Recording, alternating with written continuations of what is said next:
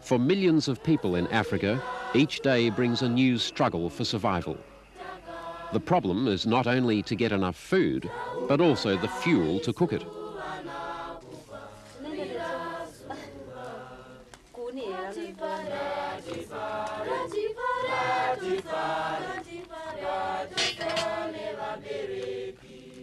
For 90% of the people living south of the Sahara, collecting wood is an essential daily task. In some countries, it takes almost a day to find just 30 kilograms of fuel wood. And more still must be found to provide the basic materials for building.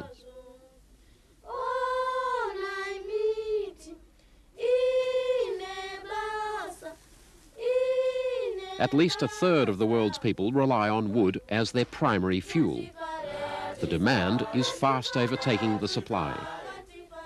As populations grow rapidly, more and more marginal land is being cleared for crops. Much of the soil is exhausted through overuse and erosion.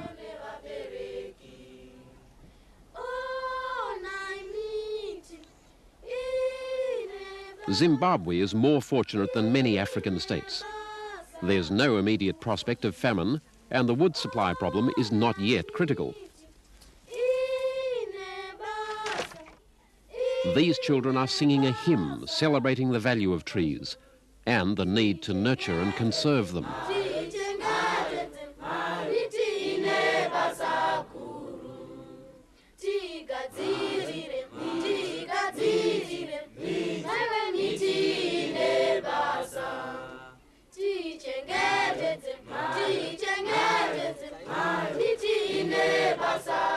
The song reflects their involvement in a rural afforestation program run by the Zimbabwe Forest Commission. The school is in the so-called communal lands, the poorer, less arable half of the country, which is still home to over 60% of the population. The aim is to give these communities the resources and knowledge they need to guarantee their future wood supplies. Central to the scheme is one of this century's great travellers, the Australian gum tree.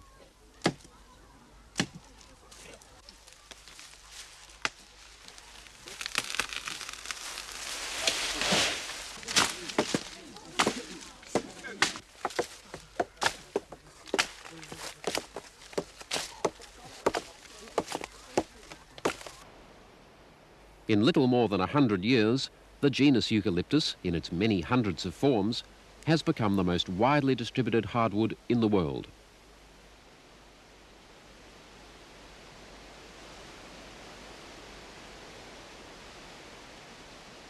It's been cultivated in virtually every country that falls within the temperate and tropical zones.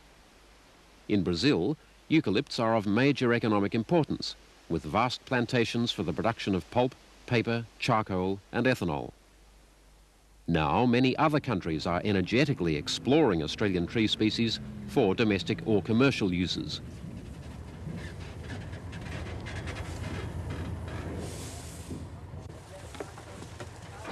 The potential of Australia's trees to meet some of the world's more pressing problems has led to an extraordinary international collaboration in recent years.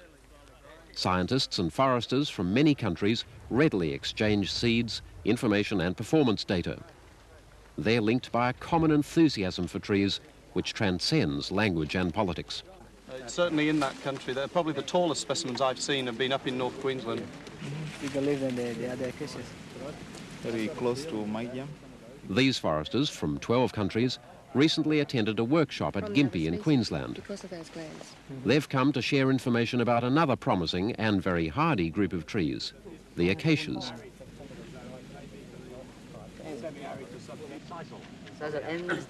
Behind all the international interest is a fact often overlooked by Australians. We are custodians of a precious natural resource. The environmental extremes of Australia have led to the evolution of families of plants which can survive in the most demanding of situations. For a world in need of urgent answers, Australia's fast-growing and adaptable tree species are a genetic goldmine.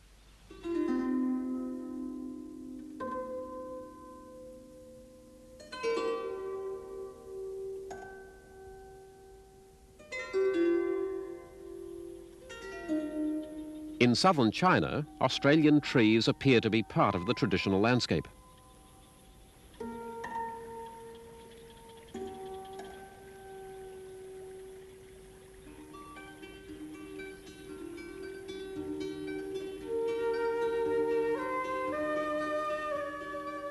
Eucalypts, casuarinas and acacias dominate the skyline above one of the world's greatest concentrations of human endeavour. In a nation of over 1 billion people, the demand for wood is immense, but so too is the resourcefulness. The Chinese government is planting over 2 million hectares of forest a year. By the end of the century, 20% of the country will be covered with trees. On the Leizhou Peninsula, in China's Guangdong province, 80% of the forest land is under eucalypts. The region is now a major centre for researching new and improved trees. The established forests are dominated by Citria dora, the lemon-scented gum. In China, they're known as Lin Chong Xian Liu, or fairies of the forest.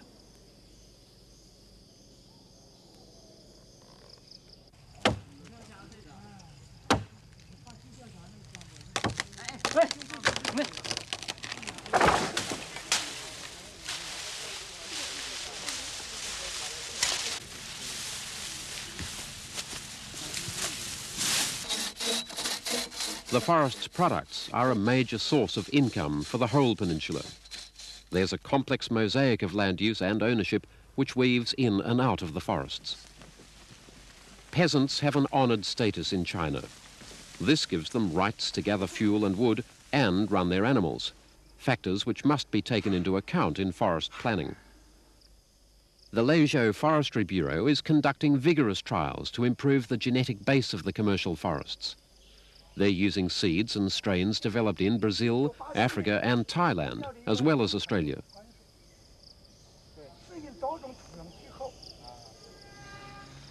Acacias are being intercropped with a locally developed eucalypt called Leizhou No. 1 in an attempt to improve the nitrogen levels in the soil.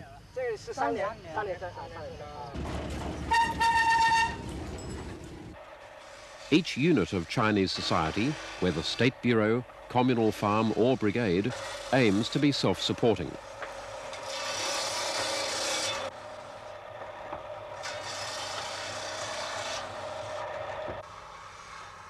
On the Leizhou Forest Farm, this sawmill turns small logs into industrial pallets.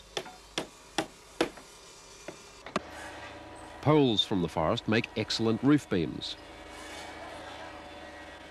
And a well-equipped factory turns gum trees into durable, well-crafted furniture.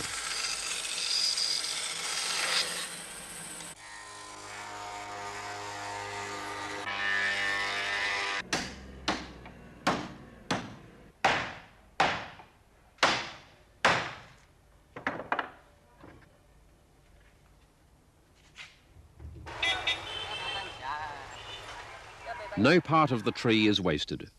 In the middle of the forest, it's possible to find ancient smoking kilns. Here, a small community of workers is making charcoal for use in industry. The dense, slow-burning eucalypt roots are ideal for charcoal production.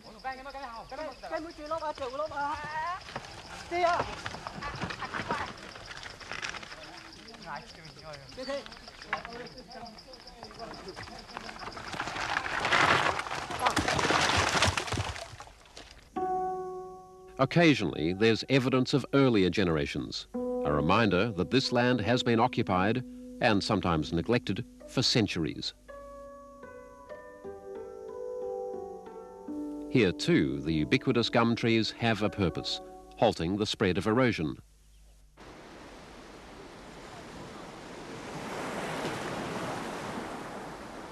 But it's here, along the coast of the South China Sea, that perhaps the most remarkable plantation in the world can be found.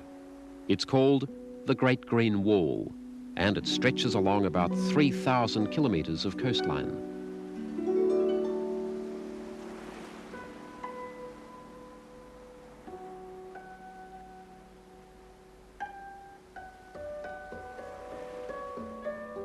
The tree that made it possible is Casuarina equisetifolia. In Australia, it's called the horsetail she-oak. Over the past 30 years, more than 1 million hectares of the trees have been planted. The original monsoonal rainforest had been cleared over many centuries, leaving drifting sand dunes, which gradually enveloped the precious cultivated land.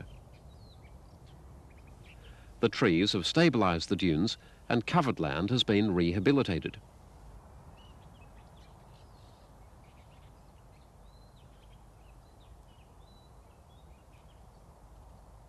The yield of rice per hectare has more than trebled.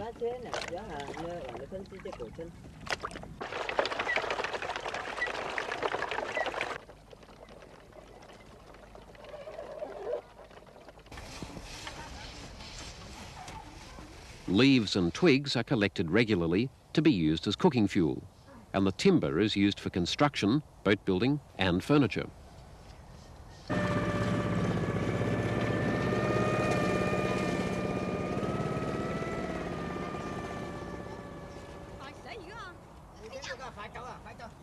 The huge plantation has even modified the local weather. Wind speed has been cut by 60%, and widespread eye disease, caused by flying sand, has been eliminated. The Great Green Wall is an impressive demonstration of what can be achieved in forestry at commune level, and it's a purely Chinese initiative. But at a place called Dongmen, in the Guangxi Autonomous Region, Australian and Chinese foresters are involved in a remarkable collaborative project. It was established in 1981 as a cooperative venture between the Queensland and Guangxi forestry departments. Keith Gould and Wei Zhu are joint managers of the scheme.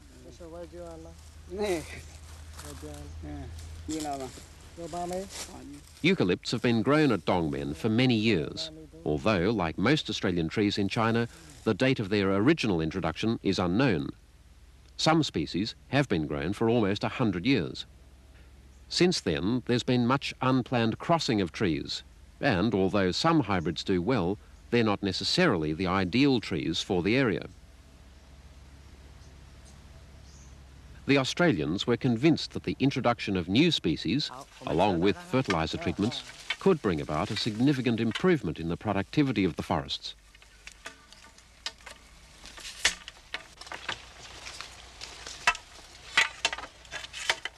Some of the results have been dramatic. These trees have grown to about 9 metres in just 2 years. They could produce about 65% more wood per hectare than the local varieties.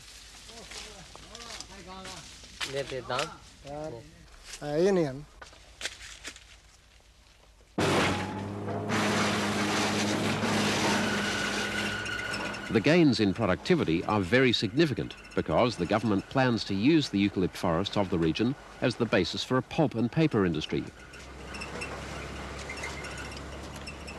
The wood chips produced at this pilot plant are sent to Shanghai for processing.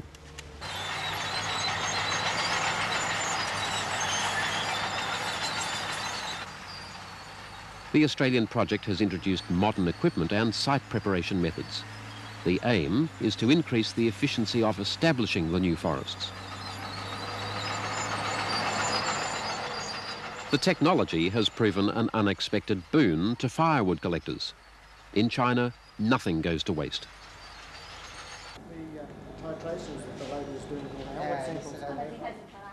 An important part of the scheme is training people in the technical and scientific skills necessary for large-scale forestry. Near the provincial capital of Nanning, the Australians have set up a sophisticated soil and plant laboratory, which is now run by the Chinese. They're analysing the relationship between nutrient levels in foliage and the chemical composition of the soil.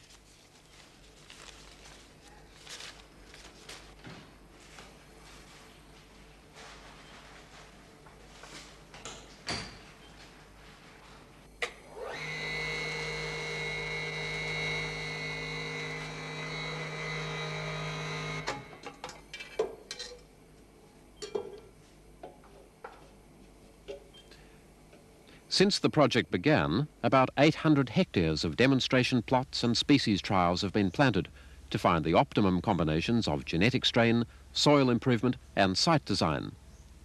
At the Chinese suggestion, traditional terracing has been tried on sloping ground, and the trees seem to be flourishing.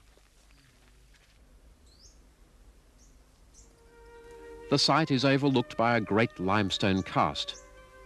A well-known Guangxi writer called Lu Di once lived in a cave in this mountain.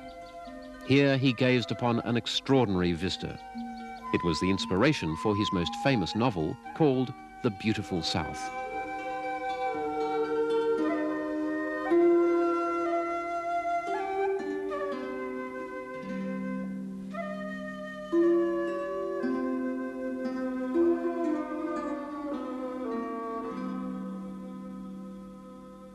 The project at Dongmen has become integrated into the larger forest farm community. Living among the forests of gum trees has led to a proliferation of local industries. This small factory generates a healthy income for the community, making use of wood which would be of little value in Australia. Much of the machinery has been ingeniously improvised. Eucalypt branches are being turned into cotton reels at the extraordinary rate of 500,000 a month.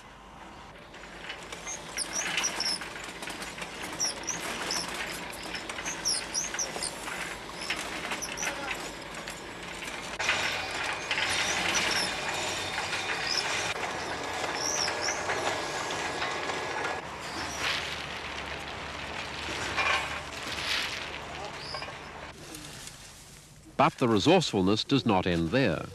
The shavings from the cotton reel factory are used to fuel another industry. In these kilns, limestone from the surrounding hills is burnt. The end product, quicklime, for making mortar.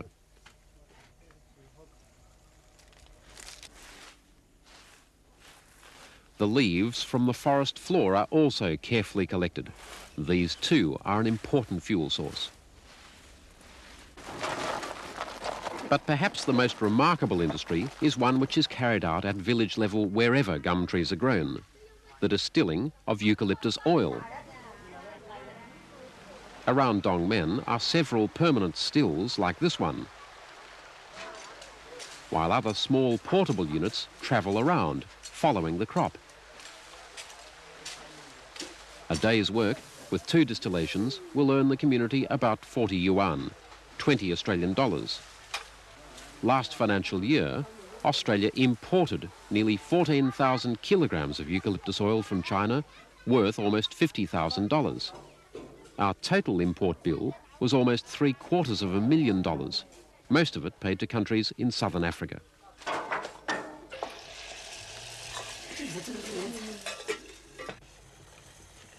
The irony is that in many African countries, rural people are struggling to find enough wood to cook their meals.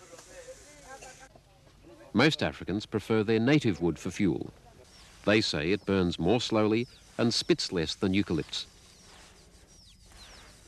But in most places, native trees are no longer an option. The original woodlands have all but disappeared, and most species are very slow growing.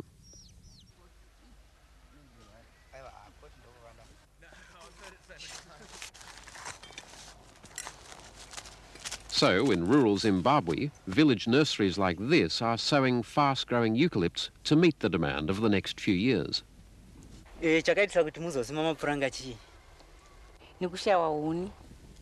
Forestry Commission extension workers are an important part of the scheme.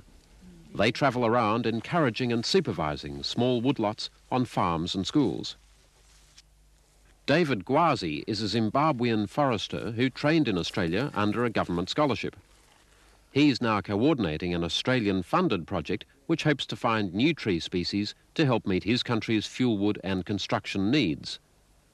He's planted over 90 varieties, some of which have never been systematically tested in Africa before. Although it's early days for the project, several new species look promising. Related trials are being carried out in Thailand, and they're all being compared with control trials in Queensland.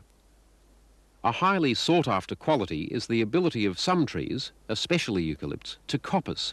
That is, to produce new shoots from a harvested stump. In India, some trees have been coppiced at 10-year intervals for nearly 100 years. The resilient gum trees just keep sprouting, so they're treated as a valuable crop.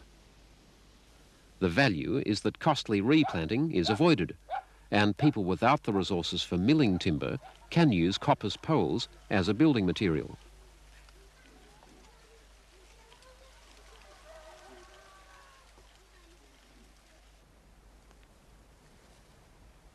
In the west of Zimbabwe, near Victoria Falls, there's a large state forest of native African trees. But even here, eucalypts are being cultivated.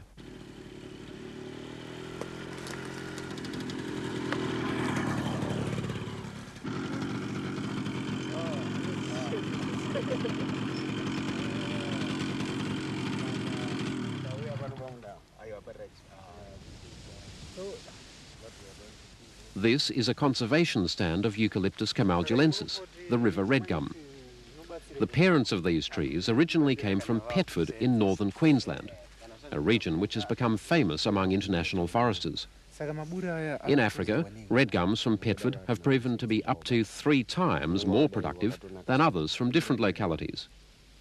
This stand of pure Petford trees is being grown here in the Zimbabwean bush to guarantee they don't hybridize with eucalypts from other sources. They grow exceptionally well, free from the predators and pests back home. The only signs of damage are probably due to small antelope or baboons. Yeah, that's right. Even if you look at the top, the shoot of this one, the leading shoot, it tells you that it had a problem when it was young. I mean, so it could be something to do with browsing. Yes, anyway, that's right. In its natural habitat.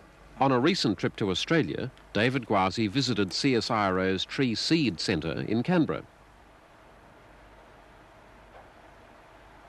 The Zimbabwean trees bear little resemblance to these, their Petford parents.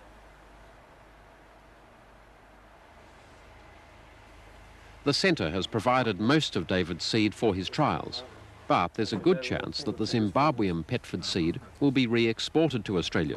It's easier than going back to the remote Queensland source. Although it's not a commercial venture, the Canberra Seed Centre exports about 100 million seeds each year to researchers in more than 80 countries.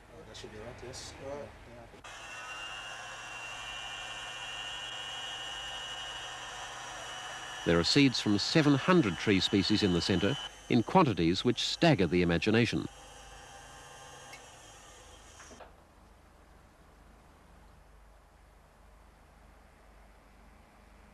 A kilogram of these camaldulensis seeds, for example, will yield about 700,000 trees.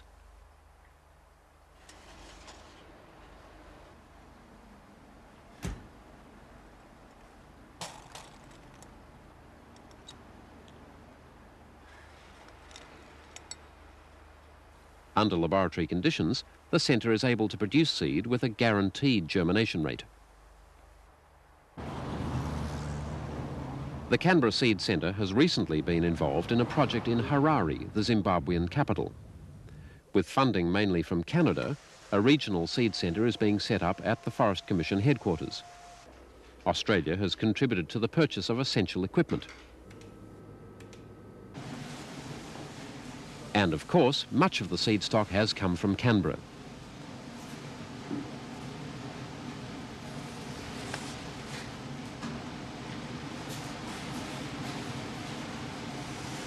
Techniques for handling the seed have also been adapted from Australian methods. The centre will become the main source of proven seed for the countries of southern and eastern Africa.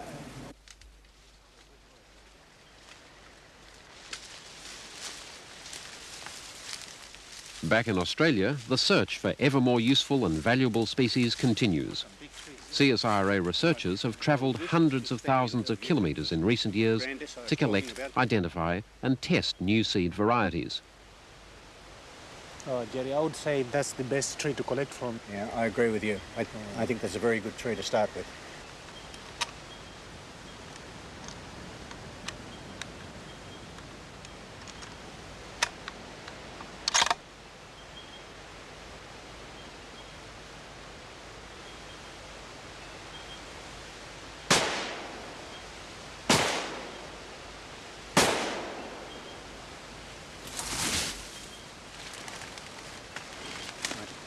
sectors.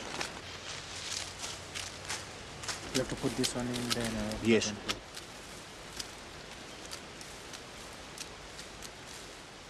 The progeny of these seeds may one day provide the perfect solution to the wood needs of people somewhere in the world.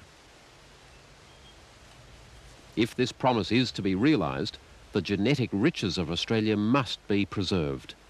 Which brings us to a sobering point. Australia now has fewer trees in the ground than any continent except Antarctica.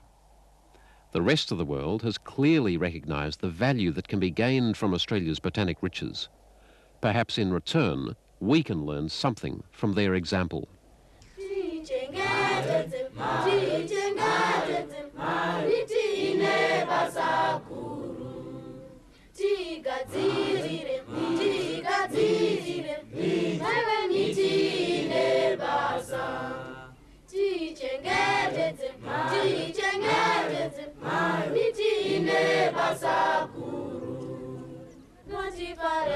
Ratifa,